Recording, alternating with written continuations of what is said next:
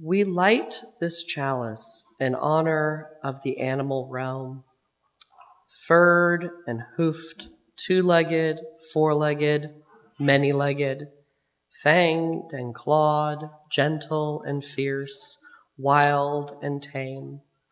May we remember that all animals are our relatives, worthy of our care and respect.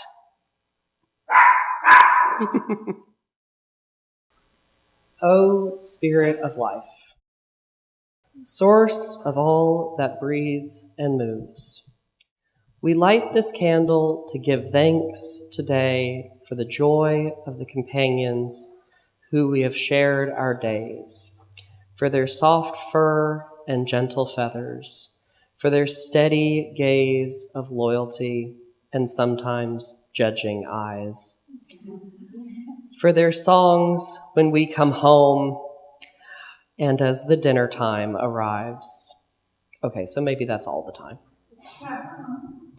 They remind us that love takes many forms, that joy comes unto us with 4 legs, on wings, and even with fins, and that our days are brighter simply with their presence. We also light a candle for the sorrow we hold tenderly upon their parting. We honor those companions we have loved and lost along the way. Our hearts ache with the empty spaces they leave behind. And yet, even in grief, we give thanks for the paw prints, the hoof beats, the wing beats that have been impressed upon our very souls. Love does not vanish when the breath is gone, when they cross the rainbow bridge. Their light lingers with us, teaches us gentleness, resilience, and care. We hold those we have lost, and we honor them. Speak now the name of a departed friend. May we carry both these joys and sorrows with reverence. May our gratitude for their companionship deepen and our compassion grow inside enough to honor all the creatures, great and small. Amen. If you would like, please come forward and light a candle for our in memoriam for some of the companions that we have lost. And I have been provided a very touching memoriam to Rudy, who passed this week, Brian Conley. Let's see if I can do this without crying. It is often the mornings that ache the most. For years, Rudy and I began each day together, bound by a rhythm that became more than routine, something closer to ritual. He would wait in his bed until the sound of my shoes stirred him to life. Then he would rise, tail wagging, eyes once bright, later blind, still shining with trust and anticipation. He would descend the stairs, one careful step at a time, each tap of his paws echoing through the house like a quiet drumbeat. Was he counting? Listening? Remembering? However he managed it, he always arrived safely at the bottom, ready for a new day. Outside he would go with a simple blessing. Go Dinkle, good boy. He always knew what that meant. And when he came bouncing back, there was his greatest joy, a greeny treat. Celebrated with spins and loops, his whole body whirling with delight, I would scratch his neck, pat his side, and in those gestures, so ordinary, so repeated, we were both practicing love. These rituals filled my mornings, his breakfast, his water, my coffee and lunch bag, the pat at the door before I left for work.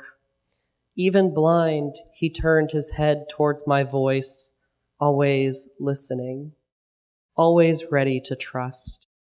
Each day ended as it began, with presence, companionship, affection woven into the fabric of life.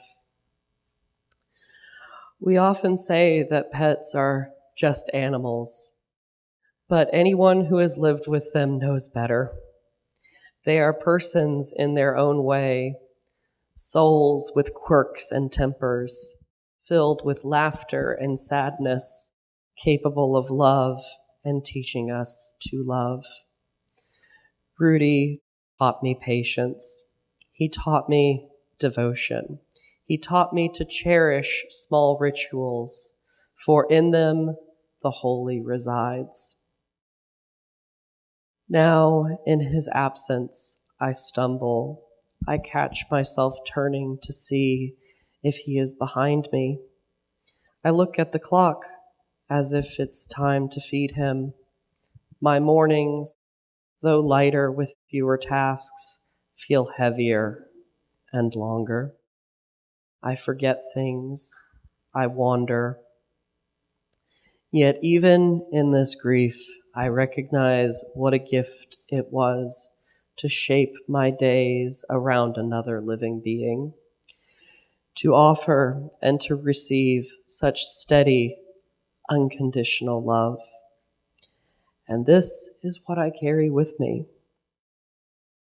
that our daily routines with those we love are sacred, that the care we give, the affection that we exchange, the small rituals of feeding, walking, praising, and even parting, these are the acts of covenant as holy as any prayer.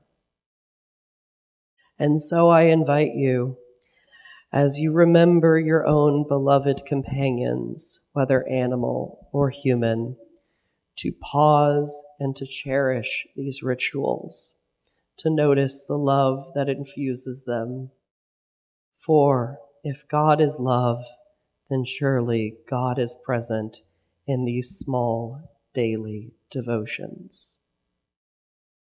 Rudy's memory lives not only in my heart, but in the reminder he gave me that love is found in simple moments, repeated with faithfulness until they become the rhythm of our lives. From an adaptation of the prayer of St. Francis. Spirit of love, make me an instrument of your peace. Where there is hatred, let me sow love. Where there is injury, pardon. Where there is doubt, faith. Where there is despair, hope. And where there is darkness, light. And where there is sadness, be joy. O great Spirit of love, grant that I may not so much seek to be consoled as to console, to be understood as to understand, to be loved as to love. For it is given that we receive. It is in pardoning that we are pardoned, and it is in dying that we are born into the interconnected web of life. Be blessed. Our blessing of the animal service is an annual tradition where we take time once a year with this formal ceremony to give thanks and bless our companions in life. Cats, dogs, birds, chickens, turtles, fish, and so much more. This ceremony acknowledges that our lives are made fuller and richer by the creatures that inhabit the earth with us. Not just those that live with us. To lead us in our service and our blessing today, I welcome to the pulpit Keiani Smith. Alrighty, good morning, everyone. Good morning. Here we join today in companionship with the animals we spend our lives with. I find it so very invigorating that most, if not all, faith traditions call for reverence, wisdom, and kindness for and from animals. From the animism of Eastern faiths such as Shinto, which regards the land, its trees, rivers, all of nature, and all the creatures, including humans, to have spirit as children of gods, kami, and animals to be messengers of the gods. Taoism, where animals are naturally and easily aligned with the path of life, in contrast to our human ability to overcomplicate and be guided by desires. From Sufism's belief that animals could teach humanity lessons, and Buddhism, wherein animals are to be treated with compassion and non-harm. The Prophet Muhammad of Islamic faith is quoted as saying, "A good deed done to an animal is as meritorious as a good deed done to a human being, while an act of cruelty to an animal is as bad as an act of cruelty to a human being." And of course, we have many Christian and Catholic saints, including the tradition of Saint Francis of Assisi, for whom this day's celebration stems, the patron saint of animals who supposedly could communicate directly with them. I suppose I can communicate with some animals as well. I shake the treat box and the cats hear food. And here I find myself, shaking the treat box and coming quickly, scurrying over in my life with precious black and pink toe beans, padding across my floor, my furniture and body, and straight into my heart, the face of this little guy. Unlike many here, I did not grow up with pets. My family decided that taking care of just the two-legged among us was time and money enough, and who could blame them? Knowing what I know now, it may have even been wise. My first time living with a cat was when my college roommate adopted a tortoiseshell cat named Blue from the local shelter. I will never forget finding out that there is another intelligent being on this planet, and it is not human. As Blue snuck up on her gotcha day to my plate and grabbed a chicken tender, I was so thoroughly entertained by it, well, I thought she deserved her chicken tender treat that day. I would later move out, and some years later, the cat distribution system would provide me with my very own gotcha story. The story of how I found my baby boy Voxel.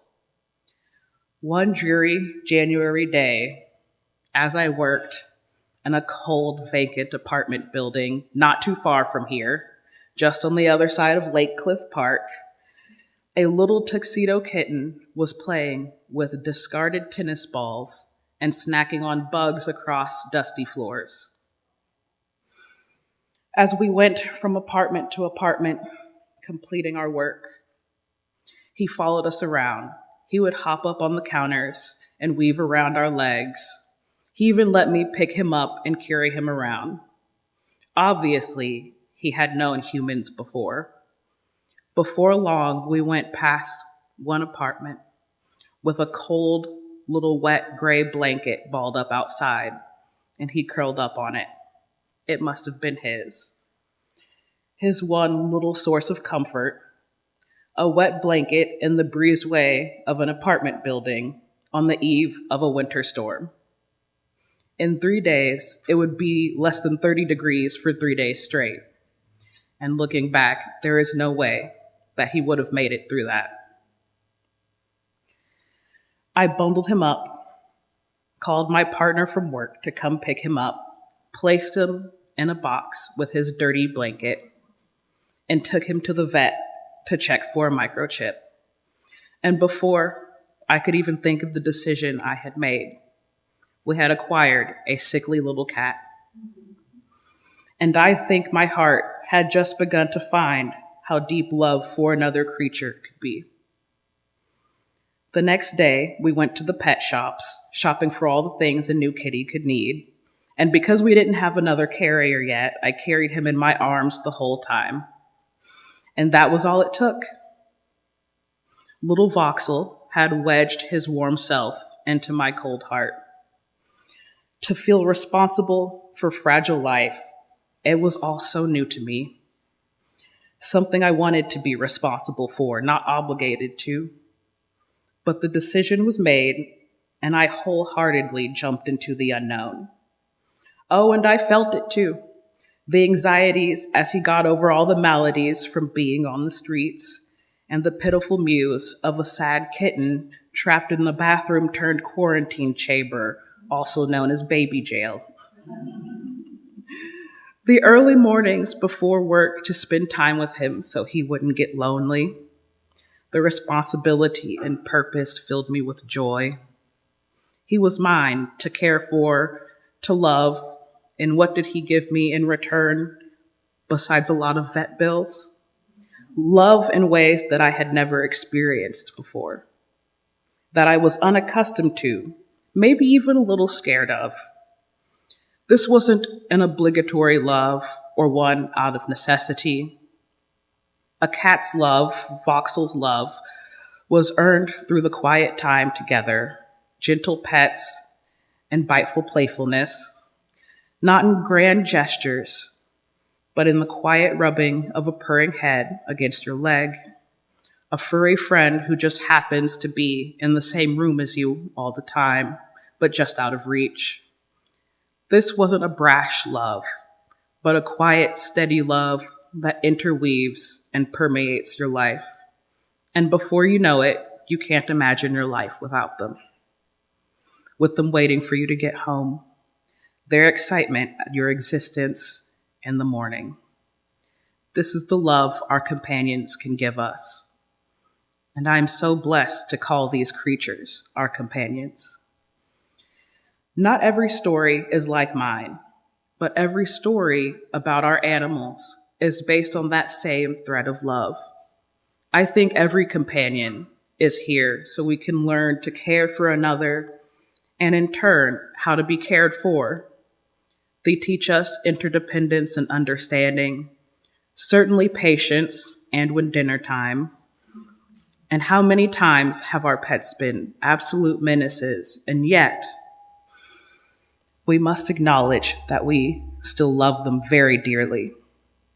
And some of us may even share my fear that no one could possibly love them as much as I do, even if they do eat half a toy and puke all night.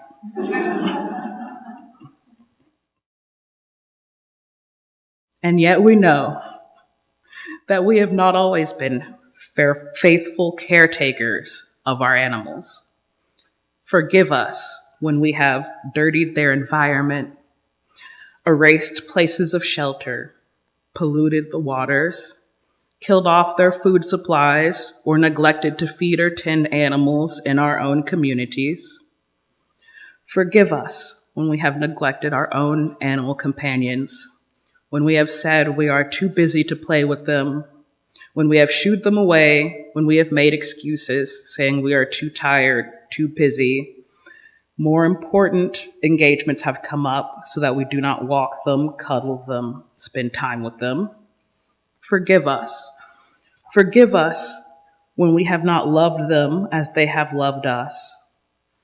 Forgive us when we have not considered the wider picture. Forgive us when we have neglected the animals in the wild, the cruelty in the name of sport or in the name of food production. Forgive us of when we have focused only on our favorites and neglected the care of the supposedly less beautiful or those who hold a lower public profile. Each year, More animals are becoming extinct or are added to the endangered species list. Forgive us for allowing beauty to be forever destroyed. Forgive us when we neglect to see all animals as part of creation. And forgive us when we neglect to acknowledge that love beats in all hearts. As we move from forgiveness and memory into our blessing today, let us pause with the truth of the seventh principle that we are all part of an interdependent web of all existence, for which we are but a single strand. The animals around us and with us remind us of this truth more clearly than words ever can. The world is both fierce and tender. Life is fragile, and yet it persists. In this constantly shifting web, there is hunger and danger, yet also warmth, play, and love. Birth and death, joy and sorrow are all woven together. And so, as we have gathered here today to celebrate not only the animals we hold close, but the vast and living fabric of which we are a part, with all its strange twists and turns, when we bless each other and our animal companions, we bless this interconnection itself, the mystery that gives us life, that sustains us, that allows us to give and to receive love. Today we honor our place in that web and the creatures who walk, fly, crawl, and swim beside us. May we learn from their courage, delight in their joy, and treasure the brief, beautiful time we share together. Let us move now into the blessing, carrying both the sorrow of parting and the gladness of companionship in our hearts, as we give thanks for the lives intertwined with our own. I will come around the room and bless each of our companions we have brought here. When I reach you, please give me your companion's name and your name so I may speak it into being.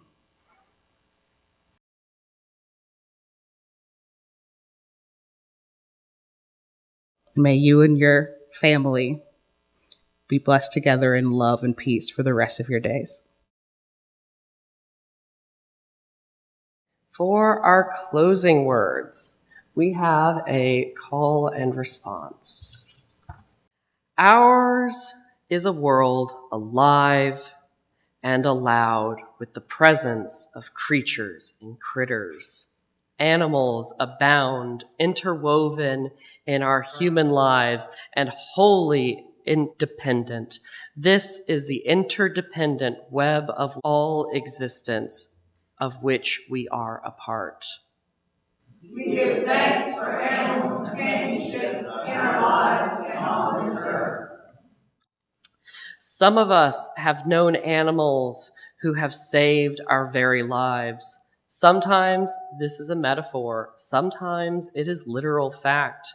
For so many of us, we are better human animals because we know animals as part of our story. We give thanks for animal companionship in our lives and on this earth. Animals are not only cuddly and cute, companions of solace and delight. Animals are deeply wild, with the capacity to defend and to kill, even the ones we have pronounced tamed. Let us always show forms of proper respect for this wild way. We give thanks for animal companionship in our lives and on this earth. There is a painful reality that some animals suffer needlessly at our hands.